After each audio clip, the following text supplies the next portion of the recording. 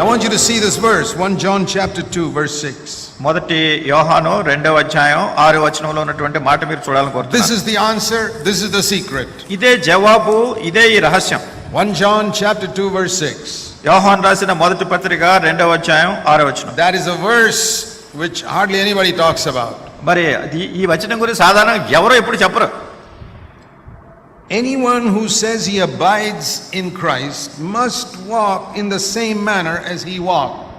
ఆయన యందు నిలిచి ఉన్నవాడనని చెప్పుకున్నవాడు ఆయన ఎలాగూ నడుచుకొననో అలాగే తాను నడుచుకొన బద్ధుడై ఉన్నాడు. Now forget about me standing here for a moment. ఇక్కడ నిలబడిన నా గురించి ఒక క్షణం పాటు మీరు మర్చిపోండి.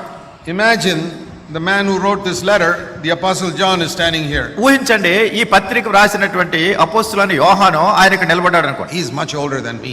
నాకంటే ఆయన చాలా అధికమైన వయసు గలవాడు. I'm only 70. He was 95 when he wrote that letter. నాకు 70 సంవత్సరాలే. ఆయన ఈ పత్రిక రాసినప్పుడు ఆయనకు 95 He సంవత్సరాలు. was a man who walked with God for 65 years. 65 సంవత్సరాల పాటు దేవునితో నడిచినటువంటి దైవజనుడు ఆయన. He was so old he couldn't even stand. He had to sit on a chair. ఆయన ఎంతో వృద్ధుడిగా ఉన్నాడు. అసలు నిలబడటం కూడా కష్టం. ఆయన కుర్చీలో కూర్చుని ఉండాలి. They used to carry him on a chair to the meeting in his old age. మరి తన యొక్క వృద్ధాప్యంలో కూటాన్ని తీసుకెళ్లాలంటే కుర్చీలో తీసుకుని వెళ్ళాలి. And here, imagine him sitting on a chair here, 95-year-old apostle John. కనుక 95 సంవత్సరాల వయసు కలిగినటువంటి వృద్ధుడు అపోస్తలుడైనటువంటి యోహాను కుర్చీలో కూర్చుని ఆయన మాట చెప్తున్నాడు. He would always call believers my little children. ఆయన అంటున్నాడు, నా చిన్న పిల్లలారా అని విశ్వాసుల గురించి చెప్తున్నాడు. You read in verse 1, my little children. మొదటి వచనంలో నా చిన్న పిల్లలారా. That's how his favorite way of calling believers. ఆ రీతిగా విశ్వాసుల్ని తన ఎంతో ప్రియమైన విధానంలో పిలుస్తున్నాడు. They were like his children. కనుక వాళ్ళు తన పిల్లల లాంటి వాళ్ళు, చిన్న పిల్లల లాంటి వాళ్ళు. Now imagine John sitting here. కనుక ఊహించండి, యోహాను ఇక్కడ కూర్చున్నాడు. Say, my little children. నా చిన్న పిల్లలారా. I have walked with God for 65 years. 65 సంవత్సరాలుగా నేను దేవునితో నడుస్తూ వచ్చాను. And I'll tell you something. కనుక నేను చెప్తున్నాను మీకు, if you say that you're a Christian, నువ్వు క్రైస్తవుడు అని చెప్పినట్టయితే, you must walk on this earth like Jesus walked. యేసుక్రీస్తు ప్రభువారు ఈ భూమి మీద నడిచినటువంటి రీతిగా మీరు కూడా ఈ భూమి మీద నడవాలి. And there is no way to do that unless you're filled with his Holy Spirit. ఆయన పరిశుద్ధాత్మతో నింపబడితేనే గానీ లేనట్టయితే అది చేసే విధానం ఇంకోటి లేదు. God filled me with the Holy Spirit when I was a young man in the day of Pentecost 65 years ago. 65 సంవత్సరాల కిందట నేను యవనస్తునిగా ఉన్నప్పుడు ప్రభువు పరిశుద్ధాత్మ దేవునితో నన్ను నింపినాడు. Now I'm 95 years old. ఇప్పుడు నాకు 95 సంవత్సరాల వయసు. And I'm telling you from 65 years of experience. 65 సంవత్సరాల వయసు అనుభవంతో నేను ఇప్పుడు చెప్తున్నాను. You can walk as Jesus walked. మీరు కూడా యేసు ప్రభు నడిచినట్టు మీరు కూడా నడవగలరు. We may not be perfect like him. మరి ఒకవేళ అంత పరిపూర్ణంగా లేకపోవచ్చును. That will take time. When he comes only we will be perfect. అది సమయం పడుతుంది. ఆయన తిరిగి వచ్చినప్పుడే ఆ పరిపూర్ణతలోకి వెళ్తాం. We can walk by the same principles he walked on this earth. ఈ భూమి మీద ఆయన నడిచినటువంటి జీవిత విధానాలు, ఆ నియమాలను పాటిస్తూ మనం నడవాలి. That's what John would say. అదే యోహాను చెప్తాడు. Have you heard it? మీరు అది విన్నారా? That's a testimony of an upright man. అది ఒక యథార్థపరుని యొక్క సాక్ష్యం. I take it seriously. దీన్ని నేను చాలా తీవ్రంగా You తీసుకుంటాను. see, when some young fellow who was converted last year gives a testimony, we say, oh, he's just converted, he doesn't know what the Christian life is like. ఒకవేళ ఎవరైనా యవనస్తుడు పోయిన సంవత్సరమే మారు మనసు పొందాడు అనుకోండి, ఇప్పుడు సాక్ష్యం ఇస్తున్నాడు అనుకోండి, మీరు ఏమనుకుంటారు? మారు మనసు పొంది సంవత్సరం అయింది, అసలు ఇంకా జీవితం అంటే ఏంటో తెలియదు, తర్వాత తెలుస్తుంది అనుకుంటారు. After 10 years he'll realize the Christian life is not so easy. 10 సంవత్సరాల అయిన తర్వాత తనకు అర్థం అవుతుంది క్రైస్తవ జీవితం అంత సులువు కాదని. But this is not some young 20-year-old testifying. అయితే ఇక్కడ ఏదో 20 సంవత్సరాల వయసు కలిగిన వాడు సాక్ష్యం ఇచ్చిన మాటలు కాదు. 95-year-old man. 95 సంవత్సరాల వయసు కలిగినటువంటి వాడు. Is it possible to walk as Jesus walked on this earth? యేసుక్రీస్తు ప్రభువారు నడిచినట్టుగా ఈ భూమి మీద నడవటం అనేది సాధ్యమా? The Bible says you must walk as Jesus walked. Bible చెప్తుంది యేసు ప్రభువారు నడిచినట్టు మీరు నడవాలి. Walk means the way we do things, the way we speak. నడవటం అంటే మనం సంగతులు చేసే విధానం, మనం మాట్లాడే విధానం, the way we behave towards others. ఇతరుల ఎడల మనం ఎట్లా ప్రవర్తిస్తున్నాం అనేది. That means the way I speak in my home to my wife and children must be the way Jesus would speak. అయితే అసలు నా ఇంట్లో కూడా నా భార్యతోనో పిల్లలతోనో నేను మాట్లాడేటటువంటి విధానం ఎట్లా ఉండాలి? యేసుక్రీస్తు ప్రభువు నాతో మాట్లాడిన విధానంలో ఉండాలి. If I don't do that, నేను చేయకపోతే then the name of God is not hallowed. దేవుని నామం పరిశుద్ధపరచబడలేదు. Then the devil can say to God, అప్పుడు అపవాది దేవునితో చెప్తాడు, God, you call that person your son. ఓ దేవా, ఏంటి ఆ మనుషుడిని నీ కుమారుడని చెప్తున్నావా? Look at the way he's behaving. చూడు ఎట్లా ప్రవర్తిస్తున్నాడు. Look at the way he behaves in the office. మరి ఆఫీసులో ఎట్లా ప్రవర్తిస్తున్నాడు చూడు. Look at the way he speaks.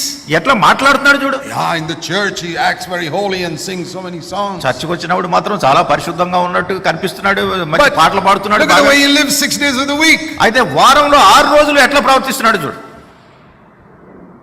Are you concerned about that? దాని గురించినటువంటి గమనం మీకుందా? So many of us are concerned, what are people saying about me? మనలో అనేక మంది మన గమనం అంతా ఏమిటంటే ప్రజలు నన్ను గురించి ఏమనుకుంటున్నారు అనేదే మన చింత. From today, ఈ రోజు నుంచి please be more concerned what the devil is saying about you to God. అసలు మిమ్మల్ని గురించి సాతాను దేవునితో ఏం చెప్తున్నాడు అనే దాని గురించి గమనం కలిగి ఉన్నాడు. Then you will take your life more seriously. అప్పుడు మీ జీవితాన్ని గురించి తీవ్రంగా మీరు ఆలోచిస్తారు. Because most people don't know how you behave in the home, in the office. ఎందుకంటే అనేక మంది ప్రజలు మీ ఇంట్లోనే మీ ఆఫీసులోనే ఎట్లా ప్రవర్తిస్తున్నారో మీరు They don't know how గమనించట్లేదు. you behave in the bus when people are all behaving in an angry, selfish way. లేకుంటే మీరు బస్సులో ఉన్నప్పుడు అక్కడ ఉన్నటువంటి ప్రజలందరూ కోపంతో స్వార్థంతో ఉన్నట్టుగా మీరు కూడా ఎట్లా ప్రవర్తిస్తున్నారో ఆలోచించండి. Or on the road, how you behave. లేకుంటే రోడ్డు మీద ఉన్నప్పుడు ఎట్లా ప్రవర్తిస్తున్నారు. When people don't follow the traffic rules. మరి ప్రజలు ఎవరైనా ట్రాఫిక్ రూల్స్ ప్రకారం వెళ్ళట్లేదు అనుకోండి, నియమాల ప్రకారం. I tell you, you can find out on the road whether a person driving a scooter is a Christian or not. అసలు స్కూటర్ నడుపుతున్నటువంటి వ్యక్తి రోడ్డు మీద వెళ్తున్నవాడు క్రైస్తవుడో కాదో కూడా మీరు చెప్పొచ్చు. ఏ నియమాలు పాటిస్తున్నాడు లేదు. Or a car. లేకుంటే కారు కానీ. It's very easy. చాలా సులువు. When everybody is behaving, not obeying the traffic rules. అందరూ కూడా ఈ ట్రాఫిక్ నిబంధనలు అనుసరించకుండా ఉన్నప్పుడు, Which is true in all the roads in India. ఇండియాలో ఉన్న రోడ్లు అన్నిటి విషయంలో అలాగే ఉంటుంది. There you can find a Christian. అప్పుడు మీరు ఒక క్రైస్తవుడు కనుగొనగలరు. Who behaves like a Christian everywhere. ఎక్కడైనా కానీ క్రైస్తవుడు మాదిరిగానే ప్రవర్తిస్తున్నాడు. Who will drive a scooter the way Jesus would drive a scooter. యేసుక్రీస్తు ప్రభువారు ఒకవేళ స్కూటర్ నడిపిస్తే ఎట్లా నడిపిస్తారో అట్లానే ఈయన కూడా నడిపిస్తాడు. Yeah, I'm telling you from my experience. నా అనుభవంలో నేను చెప్తున్నాను. I was driving a scooter till about 2 years ago. ఇంచుమించు 2 సంవత్సరాల కిందటి వరకు నేను స్కూటర్ నడుపుతూ వచ్చాను. For nearly 46 years. అంటే 46 సంవత్సరాలుగా scooter. The Lord taught me how to drive a scooter like Jesus would drive. మరి స్కూటర్ అసలు యేసు ప్రభువు నడిపినట్టు ఎట్లా నడపాలో ప్రభు నాకు నేర్పించాడు. That means how to behave with other people who don't obey the rules. అంటే ఈ నియమాలు పాటించకుండా వెళుతున్నటువంటి వారి ఎడల మనం ఎట్లా ప్రవర్తించాలనేది ప్రాముఖ్యమైనది. How to have control over my anger. కోపం రాకుండా ఎట్లా దాని గురించి అధీనంలో ఉంచుకోవాలి. It is impossible unless you are filled with the Holy Spirit. పరిశుద్ధాత్మ దేవునితో నింపబడితేనే గానీ, లేకుంటే మనల్ని మన అధీనంలో పెట్టుకోవడం చాలా కష్టం. Because we cannot control our tongue. ఎందుకంటే నాలుకని అధీనంలో పెట్టుకోలేము మనం. The Bible says in James chapter 3, యాకోబు రాసిన పత్రిక 3వ అధ్యాయంలో బైబిల్ చెప్తుంది, verse 7 and 8. 7-8 వచనాల్లో He says we have learned how to control lions and elephants and all big animals. పెద్ద పెద్ద జంతువులైనటువంటి సింహాలని, ఏనుగుల్ని ఎట్లా అధీనంలో పెట్టుకోవాలో మనం నేర్చుకున్నాం కానీ But nobody can control the tongue. నాలుకని అధీనంలో పెట్టుకోవడం మాత్రం మనుషులు చేయట్లేదు. Do you know that inside your mouth is something worse than a lion? సింహానికంటే క్రూరమైంది, ఇంకా భయంకరమైంది మీ నోట్లో ఉందని తెలుసా మీకు? You can't, it says nobody can control it.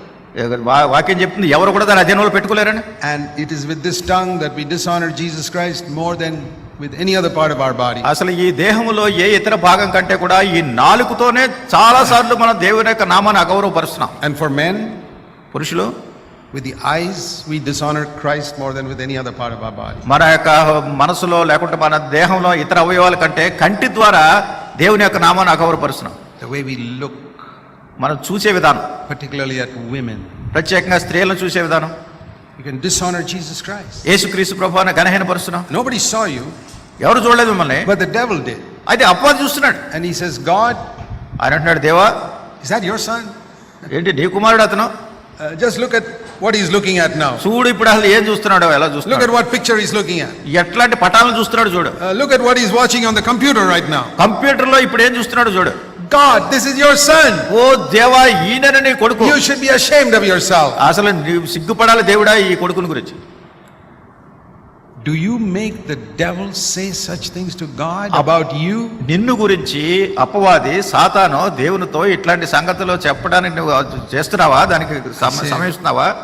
I say, oh my God, please forgive me for all the times I have dishonored your name. ఓ దేవా, దయతో నన్ను క్షమించు. అన్ని సమయాల్లోనూ కూడా నీ నామాన్ని నేను అగౌరవపరిచాను. I don't care if I never make any more money on this earth. ఈ భూమి మీద నేను డబ్బు సంపాదించినా సంపాదించకపోయినా నాకు చింతలేదు. Or if all the people in the world call me bad names and dishonor me. లేకుంటే ఈ లోకంలో ఉన్నటువంటి ప్రజలందరూ కూడా నన్ను చెడుగా పేర్లు పెట్టి పిలవచ్చు, ఘనహీనపరచవచ్చు. They can call me false prophet, devil, whatever they like. నన్ను తప్పుడు ప్రవక్త అనొచ్చు, సాతాను అనొచ్చు, ఏమని అనొచ్చు. But I don't want to dishonor your name by my life. అయితే నా జీవితం ద్వారా నీ నామాన్ని ఘనహీనపరచడం నాకు ఇష్టం లేదు. I don't care what people say about my name, but don't let them dishonor your name. నా పేరును గురించి ప్రజలు ఏం చెప్పినా దాని గురించి నాకు చింత లేదు, కానీ నీ పేరు మాత్రం నా ద్వారా అగౌరవపరచబడకూడదు. And especially the devil, who can see me all the time. ప్రత్యేకంగా సాతాను ఎల్లప్పుడూ నన్ను చూస్తూ ఉంటాడు. The devil who sees me, what I'm watching on the computer. కంప్యూటర్లో నేను ఏం గమనిస్తున్నానో సాతాను చూస్తున్నాడు. I don't want him to blaspheme you, saying, look at that man of child of yours, what he's doing. అతడు వెళ్ళి దేవుని దగ్గర ఇదిగో చూడు నీ బిడ్డ అని చెప్తున్నాడు, ఏం చేస్తున్నాడు చూడని దేవునితో అలా అనకూడదు. So it's very important to learn to live how Jesus lived on this earth. కనుక యేసుక్రీస్తు ప్రభువారు ఈ భూమి మీద ఎట్లా జీవించారని తెలుసుకోవడం అనేది చాలా ప్రాముఖ్యమే. I personally believe it is the most important thing that Christians need to learn. నేను వ్యక్తిగతంగా నమ్మేది ఏంటంటే క్రైస్తవులైనటువంటి వాళ్ళు నేర్చుకోవాల్సిన చాలా ప్రాముఖ్యమైన సంగతి.